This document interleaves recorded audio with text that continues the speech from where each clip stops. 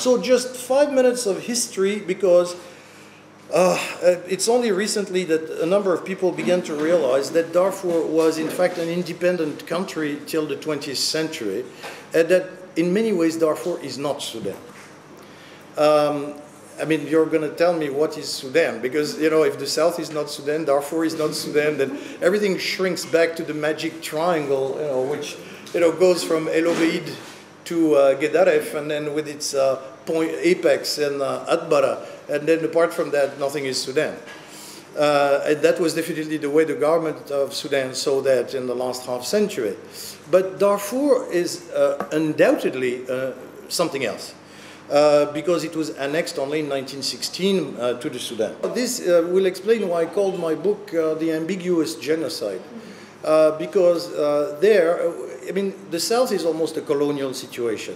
You have one group of people who see themselves as homogeneous, and another group of people who also see themselves as homogeneous, although none of the two are, but they become homogeneous in their interrelationship. There in Darfur, it's completely enmeshed. The only point that was clear is when people say, who is 100% African, who is 100% Arab? Here, you could say, yes, this makes sense. It is true that in Darfur, it doesn't make sense. Almost nobody is 100% anything. Darfur are a tiny, tiny little group at the start. Then they come down from Jebel Mara, and they spread, they spread, they spread, they spread. And it's what I call the Buganda pattern, because the Buganda in Uganda were exactly like this.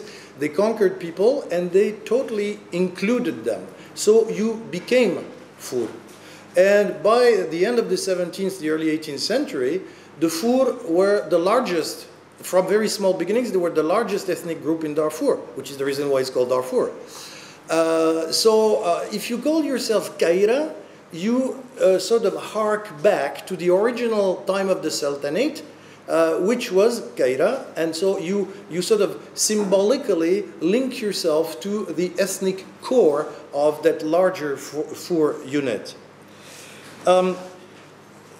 So the Sultanate was built on assimilation of the populations.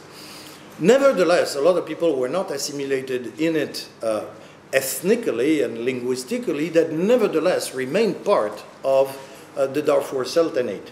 But really the Fur are at the heart, even geographically, and the other tribes are on the periphery. So there you have a whole subsystem which is distinct from the central and peripheral visions of the Sudan itself. So Darfur is a periphery with its own center and peripheries.